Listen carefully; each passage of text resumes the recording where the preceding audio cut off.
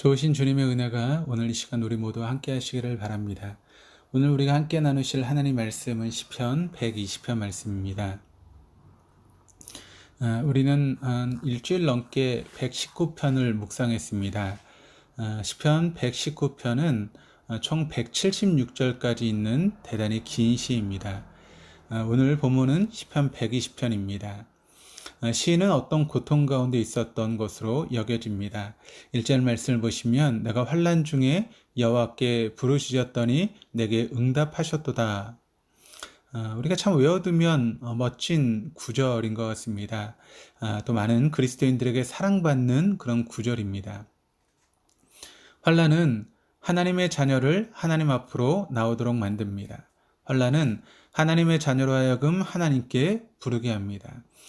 그리스도인들에게도 내가 환난 중에라고 말하는 위기의 때가 찾아옵니다. 그리스도인의 복은 환난이 없는 것이 아니라 어떤 환난을 만나더라도 하나님께 나아갈 수 있다는 것이고, 환난 가운데서도 하나님이 함께 하신다는 것이 진정한 그리스도인의 복입니다. 그리스도인은 환난과 시험 가운데서도 하나님께 나아가 기도할 수 있습니다. 그리고 주 앞에서 우리의 마음속에 있는 모든 것을 아랠 때 우리에게 하나님의 기쁨이 임하면서 하나님이 내 기도를 들으셨구나 라고 하는 조용한 확신을 갖게 됩니다. 시인이 어떤 환난을 만나 무엇을 부르짖었는지 알아야 하는데 2절 말씀이 이렇게 이야기를 합니다. 여호와여 거짓된 입술과 속이는 혀에서 내 생명을 건져 주소서. 그러니까 시인이 만난 환난은 거짓된 입술과 속이는 혀였습니다. 건강이 악화되어 또는 재물이 부족하여 겪는 고통도 큰 고통입니다. 그런데 다른 사람들의 악의적이고 의도적인 거짓과 오해 때문에 당하는 고통은 때로 죽기보다 힘들게 여겨질 때가 있습니다. 시인이 당하는 환난은 바로 그런 악하고 거짓된 입술과 속이는 혀로 인한 고통이었습니다. 시인은 그런 환난 가운데 하나님께 부르짖고 있습니다. 다윗은 그의 사랑하는 아들과 가장 믿었던 신하에게 속임을 당했습니다. 예수님도 사랑하는 제자들에게 배신과 외면을 당했습니다. 모든 속임과 비방이 다 억울하고 고통스럽지만 특히나 믿었던 사람에게 당하는 속임과 비방의 고통은 말할 수 없습니다. 세상은 자신의 유익을 위해서 남을 속이고 거짓말을 말하게 되어 있습니다. 시인은 그 고통을 이렇게 표현하고 있는데 4절입니다. 장사의 날카로운 화살과 로뎀나무 숯불 이리로다.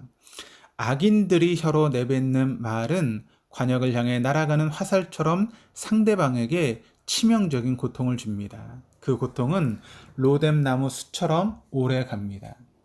시인은 왜 이런 고통을 당하게 되었는지 깨닫게 되었습니다. 그가 살아가고 있는 환경이 그런 고통을 만들어낼 수밖에 없었습니다. 5절 말씀을 보시면 매색에 머물며 계달의 장막 중에 머무는 것이 내게 화로다.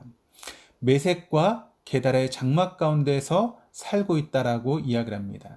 매색과 계달은 이방 민족의 도시입니다. 그러니까 시인은 그곳에 있는 한 그곳에 살고 있는 악한 자들에게서 받는 모욕과 고통은 어쩌면 당연스러운 결과였던 것이죠. 그들은 화평을 미워하고 화평을 말하며 다가가는 자에게 싸움으로 응하는 자들이기 때문입니다. 그리스도인의 삶의 자리는 교회 안이 아닙니다. 그리스도인이 자신이 그리스도임을 느끼는 때가 언제입니까? 주일에 교회에 모여서 예배를 드리고 또 찬양을 드리고 또 함께 교제하면서 함께 차를 마시고 은혜를 나눌 때 행복하다, 내가 그리스도인이구나 라고 느낍니까? 아니면 불신자들과 함께 불신자들 속에 생활하면서 사람들이 모두 자신의 불의한 이익을 위해서 A라는 길을 택할 때 하나님의 말씀을 기억하고 내게 불이익이 있더라도 B라는 길을 택하면서 내가 그리스도인이 아니었다면 할 때가 느껴질까요? 그리스도인의 삶의 자리는 교회당 안이 아닙니다. 신실한 그리스도인들 가운데가 아니라는 것이죠. 그리스도인은 항상 세상 가운데 살아갑니다. 세상이라고 하는 것은 경쟁의 장소입니다. 전쟁터라고 표현하는 분들도 있습니다. 옛날에 했던 만화로 된 그런 드라마 중에 미생이라고 하는 그런 드라마가 있었죠. 그런 드라마가 인기를 끌었던 적이 있었는데 어린 나이에 한국 기원 연수생으로 들어가서 프로 기사만을 목표로 자란 장그래라고 하는 주인공은 프로 바둑 기사 입단에 실패하고 기원을 나와서 대기업 종합상사의 인턴 사원으로 입사하면서 겪게 되는 삶의 무게와 피로감을 잘 묘사하고 있습니다. 거기 이런 대사가 나옵니다. 회사가 전쟁터라면 밖은 지옥이다. 그러니까 세상 근본적으로 경쟁과 투쟁의 장소입니다. 사람들은 화평보다는 경쟁과 싸움에 익숙해 있습니다.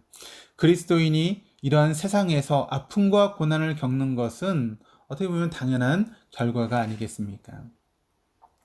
시인은 1절에서 내게 응답하셨도다라며 하나님께서 답을 주셨다라고 고백했습니다. 그런데 7절이 끝날 때까지 하나님께서 이렇게 역사하셨다고 답은 말하지 않고 환난의 상황만 묘사하다가 오늘 본문인 시편 120편은 끝나고 있습니다. 왜 그럴까요? 그것이 그리스도인의 삶이기 때문입니다. 그것이 그리스도인의 삶의 자리이기 때문입니다. 그리스도인은 환난과 고통이 없는 삶이 복된 삶이라고 주장할 것이 아니라 내가 누구와 동행하고 있는지, 누구를 찾아야 하는지를 바로 알아서 비천에 처하든 풍부에 처하든 배부르며 배고픔과 풍부와 궁핍에도 일체 비결을 배워야 할 것입니다.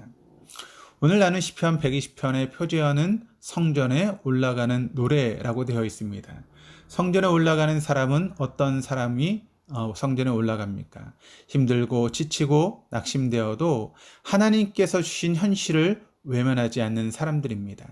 비록 지금 매색과 계달에 살지만 그 현실 속에서 하나님의 심판에 소망을 걸고 모든 것이 바로 되어질 그 날을 기대하며 살아가는 사람들이 성전에 올라가는 것이죠.